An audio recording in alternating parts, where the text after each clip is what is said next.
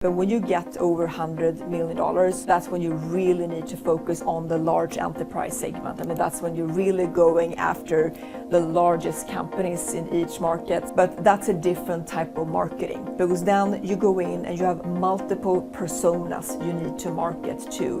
You need to understand who has the budget within this organization. Who will be the sponsor for me in this organization? So you have to campaign to so many different individuals, because there's so many people, of course, that are impacting that sale, which is very different when you're doing transactional sales, in the mid-market segment. 여러분 안녕하세요. 김인순입니다. 많은 기업이 제품과 서비스를 만든 후에 이를 세상에 알리기 위해서 마케팅 활동을 시작합니다. 마케팅은 인간의 생애 주기처럼 계속 변화하는데요. 제품 단계에 따라 해야 하는 활동이 다릅니다. 오늘은 글로벌 데이터 클라우드 기업 스노우플레이크의 최고 마케팅 책임자인 데니스 퍼스님을 모시고 글로벌 기업은 어떻게 마케팅을 하고 있는지 그 비법을 파헤쳐 보도록 하겠습니다. 안녕하세요. 오늘 나와주셔서 감사합니다. Thank you so much for having me. My name is Denise Pearson. I'm the Chief Marketing Officer at Snowflake. 처음에 어떻게 마케팅 분야에 입문하게 되셨는지 참 궁금합니다. After high school and university, I took a gap year to work for a year, and I got a job at a computer company. The company called Commodore Computers. It was one of the biggest computer companies back then. This was in 1993. And that really opened up a whole new world for me. And I've been in technology ever since. And what I just love with the technology world is that it's constantly changing, it's constantly moving, and also technology is having a big impact on the world. It makes people's lives better. So I felt it's much more fun to do something like that than marketing something like a shampoo. So that's the story on how I got into technology. 데니스님이 이미 성공한 IPO 기업에서 마케팅을 담당하고 계세요. 한국에도 많은 이런 기술 기반의 스타트업들이 생기고 있는데요. 이들 기업이 처음에 이렇게 마케팅을 시작할 때 최우선적으로 고려해야 하는 것들에 대해서 한번 여쭤보고 싶습니다. Well, I mean, the number one priority is really focusing on the growth. And your role on the marketing side is really to go in and drive that demand and education in the markets.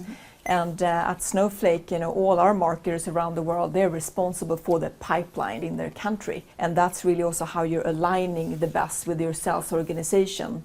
So I think the most successful marketers at startups are those who really can align with the sales organization. And our job is really every day to make it easier to sell our product, whether it's of course to drive awareness of the product, the positioning of the product, but also most importantly being able to really drive that demand and generate qualified leads for your sales organization. 많은 스타트업들이 성공의 조건이라고 하면 매출을 1억 달러 이렇게 달성하는 데 집중을 하고 있습니다. 데니스님이 이렇게 근무한 기업들도 상장을 위해서 이런 목표를 위해서 열심히 달려온 것으로 알고 있는데 어떤 마케팅을 통해서 이런 목표를 달성하셨는지 궁금합니다. Yeah, I think everyone has a goal, I think, to reach, 100 million, and then of course the goal is probably to go, public. And I think it's dangerous just to look at that 100 million because often companies are not automated things enough during the process, right?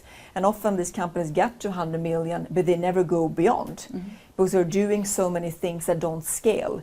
So you really need to think every day about what are the things you can scale. An example, for instance, in B2B marketing is that every day your sales organization is going to ask for, does someone have a reference customer in, let's say, financial services or manufacturing, right? That just takes a lot of time. It's not scalable because one day you're going to have 1,000 of those requests coming in every day and you don't have thousands of people to solve that. So an example of things we did at Snowflake was that we had weekly office hour where we had the customer, again, they were not scripted. So other prospects and customers could come on the call and ask them absolutely anything. So essentially it was sort of a scalable reference solution. So I think all those things that you do every day, you need to think about, can we do this same thing when we're a $100 million company? Will this thing take us to 500 million or 1 billion? There's so many things you need to automate along the way because otherwise you're going to get stuck at that 100 million and never go beyond that. But again, in the end of the day, to get to that 100 million is really about focusing on again working with your sales organization, closing one deal after the other, and really focus on kind of driving really demand in your marketplace. 이미 스노우플레이크는 매출 1억 달러 이상을 넘어서 3월 기준으로 매출이 22억 6,700만 달러를 기록한 기업입니다. 스노우플레이크 마케팅을 하면서 가장 기억에 남았던 사례를 알고 싶은데요. I think one memorable experience was we had an event in London, and the danger with the event is that you never know how many that are going to show up, and it's very different in different countries, right? In some countries people register and everyone shows up. In some markets people register and 30% show up, right? So we had an event in London and we were not really sure how many people are going to come, but we ended up having to close down the doors because of the fire marshal situation, and there were hundreds of people who couldn't get in. They were flying in from all over Europe and people were crying. It was a pretty rough moment, but still then we understood that, wow, everyone wants to learn about Snowflake. And for instance, tomorrow here in Seoul we have an event. We only have space for 1,000 people. And 2 weeks ago, we had to close down registration because we had almost 3,000 people, registered. So it's that same feeling, right? Being here in Seoul now, wow, we're onto something, and people are really excited about Snowflake. People want to come and learn about us. So it's more those kind of moments where you realize that customers are really, really interested in what we're doing. 많은 기업들이 매출 1억 달러를 달성하면 사실 이렇게 또 정체기를 겪고 있습니다. 이럴 때 혹시 마케팅을 어떻게 하면 이런 정체기를 돌파할 수 있는 그런 비법이 있는지 좀 궁금한데요. I think also up to that 100 million, you're probably often selling to maybe smaller companies, the mid-market, but when you get over $100 million, that's when you really need to focus on the large enterprise segment. I mean, that's when you're really going after the largest companies in each market. So of course here for Korea, of course Samsung, right, is probably that dream customer that every global company, right, would like to one day work with Samsung, for instance. But that's a different type of marketing, because then you go in and you have multiple personas you need to market to. You need to understand who has the budget within this organization, who will be the sponsor for me in this organization. So you have to campaign to so many different individuals, because there's so many people, of course, that are impacting that sale, which is very different when you're doing transactional sales, in the mid-market segment. So for instance, here in Korea, we have our enterprise marketing managers, and their role is really to go in and focus on maybe they might have only 4 or 5 accounts that they're focusing on, and they're developing these more bespoke, highly customized marketing programs to break in to the largest companies in the country essentially. So that's going to require again much more customization of the marketing programs and aligning very close with the account executives that are working on that account. So I think that's the big difference when you really want to go from 100 million to 1 billion.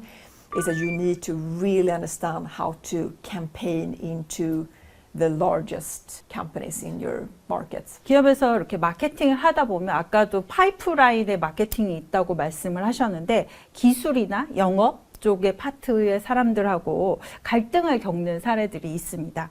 이럴 때 혹시 극복하는 방법이 있는지 궁금한데요. I think there are many things that can, go wrong.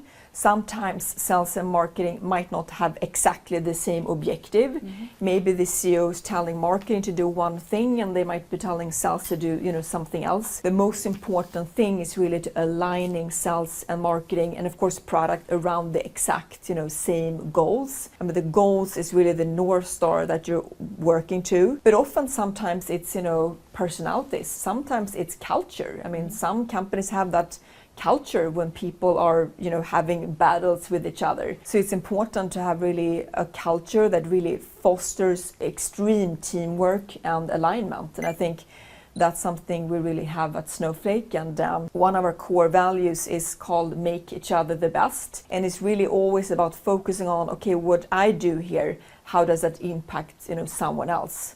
So on the marketing side, right, our job is to make sales the best, right? I mean, sales job is making the customer the best. The alignment we have is around the customer. Our number one value is around putting the customer first at everything we do. So both that, we're always going to do what the right thing is for the customer, and the value around making each other the best makes it a very unique culture that really fosters strong alignment. But it's also about building relationships in your company, and there's nothing more important than that, I think. 글로벌 기업의 최고 마케팅 책임자이신데 현재 세계에서 가장 존경받는 브랜드의 공통점 이런 것들은 무엇이 있을까요? I think also when I thought about that and when I think about the brands I respect the most, it is one thing, and that is customer obsession. Those companies that are the most successful in the world, I mean, think about companies like, Apple and Disney and some of those global brands we think about, they are really always focused around the customers. If you think about the most successful airlines in the world, like many you have successful airlines here in Korea, right?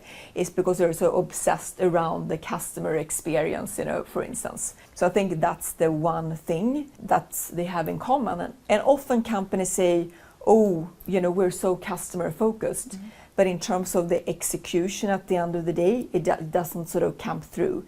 You also need to enable everyone in the organization to make the right decision, for the customer. But again, if we look at all those brands, it's always, again, that extreme focus on the customer's success. 테크 기업에서 오셨으니까 요즘 실리콘밸리 미국을 중심으로 정말 생성 AI 열풍이 거세고 있습니다. 마케팅 분야에서도 생성 AI를 활용하는 그런 시도가 되게 많이 있는데요. 스노우플레이크에서 어떻게 이용하고 계신지 되게 궁금하거든요. I think first of all, looking at AI now and what the main use cases is going to be about, driving efficiency. How can we drive efficiency through the use of AI? And I think it's important to start with the fact that it's so important first to have a data strategy. Before you have an AI strategy, you need to make sure you have all your data in one place, right? You need to have the right data infrastructure to be able to take advantage of AI. I would say the big use cases for AI in marketing right now, they're a little bit different for B2C consumer companies and B2B company. Let's say in the B2C world, it's a lot around, again, how can I forecast churn? How can I really forecast, which customers are maybe at risk of losing them, for instance? That's something you can do, with AI. Also, personalization in B2C is big, and it's really AI models and engines that are really driving those personalization. For us in the B2B world, we're selling to companies. For us, it's really a lot around doing pipeline forecasting through AI. So for instance, for me, in marketing at a tech company, I want to understand what is my pipeline going to look like, right? 6 months from now or a year from now, and how it's going to look like in different regions. So thanks to the AI models we built now, and it takes time to develop these engines because these models need to be trained and to work accurately. But I can now do pretty exact pipeline forecasting, so I can see, okay, the Southwest territory in the US, are they going to have enough pipeline? Is France, do they have enough pipeline for next 6 months, for instance? What that allows us to do is really to go in and reapply resources. So if we find, for instance, that, Southwest, their pipeline is not strong enough, we can make sure that now that we can apply marketing resources to fix that. But there could also be territories that have very strong pipeline. We might say, Korea right now have a very strong pipeline, so we might not have to invest, as much, right, at the moment. Because marketing is always about, you don't want to over-invest if you don't have to, but you certainly don't want to under-invest either. But what AI is kind of helping us to do is really to understand how to allocate our marketing resources most effectively. So Snowflake built your AI model for forecasting pipelines? Yes, exactly. We built, our pipeline forecasting model, on Snowflake, technology. And as I said, right, it's important to really have all your data in one place, because I think everyone now is looking at an AI strategy. You can't have an AI strategy without a data strategy. So step number one for every organization is really to look at their data strategy before, because AI models and applications need a massive amount of data. And it's also quality of data. Because if you put the wrong data into an AI model, I mean, you're going to get the wrong exactly. Yeah. It's going to give you the wrong direction. That's really That's bad. waste. Yeah. That's a waste, exactly. So the number one advice we have for everyone is really to look after your data strategy. Of course, a lot of companies are thinking about data privacy and ethics.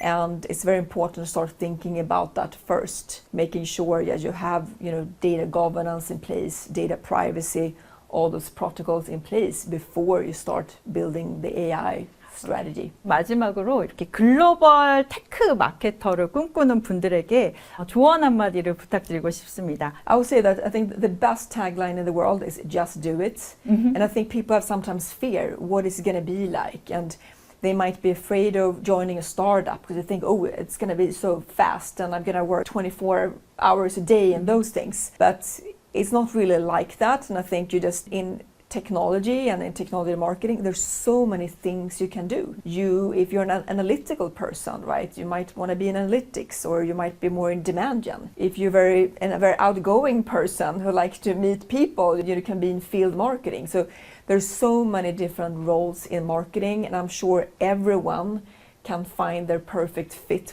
in marketing. So I think it's more about just get into it, try it, and learn as much as you can.